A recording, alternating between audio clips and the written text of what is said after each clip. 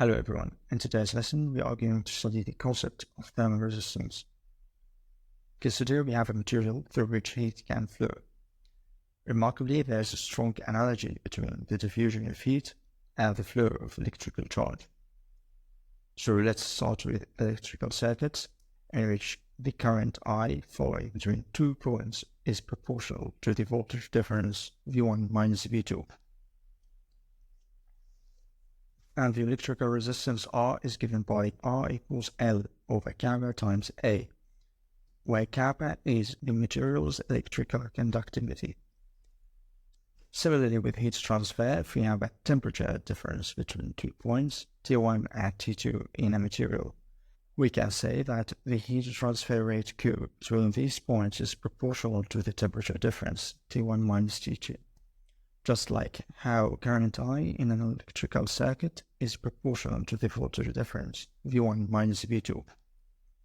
And the thermal resistance R equals L over K times A, where K is the material's thermal conductivity. So thermal resistance for conduction in a plane wall equals T1 minus T2 over Q, and equals L over K times A. Also, in case of convection, we have to know that the convection heat transfer rate Q equals the thermal convection coefficient H times the cross-sectional area A times the temperature difference between the surface and fluid Ts minus Ta. This expression is known as Newton's law of cooling. In this case, the thermal resistance for convection equals Ts minus Ta over Q. That equals 1 over H times A. Similarly, the thermal resistance for radiation equals Ts minus T surrounding over Q and equals 1 over HR times A, where HR is the radiation heat transfer coefficient. Now we are going to analyze composite walls which present complex systems.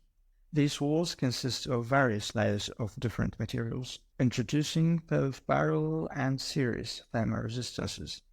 The equivalent thermal circuits for these walls simplify the complex structure by representing it as a network of thermal resistances.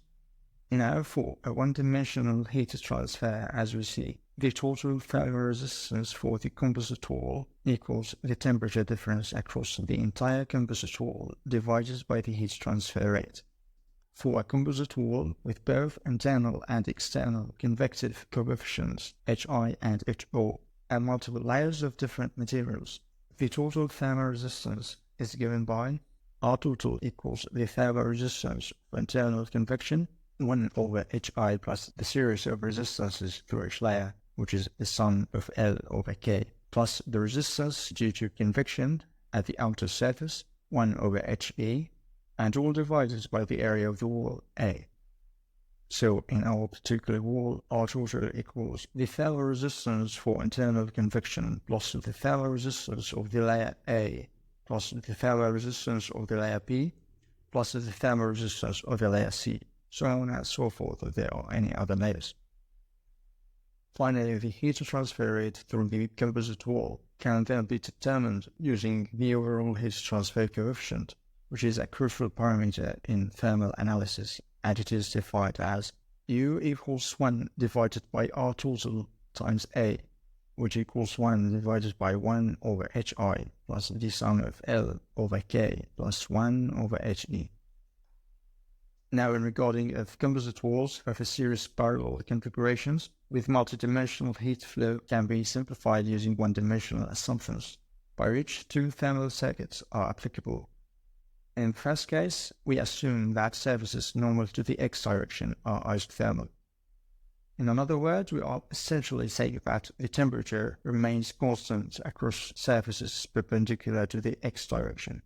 So this assumption simplifies the analysis. And in the second case, we assume that surfaces parallel to the x direction are adiabatic. Here we are stating that there is no heat transfer occurring through surfaces aligned with the x-axis. Adiabatic means that there is no heat exchange with the surroundings, resulting in a simplified analysis.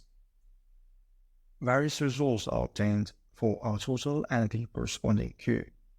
These differences increase with increasing the difference between the conductivities Kb and Kc as an impact of multidimensional effects. So that was all for this lesson. Thanks for listening, and I'll see you in the next one.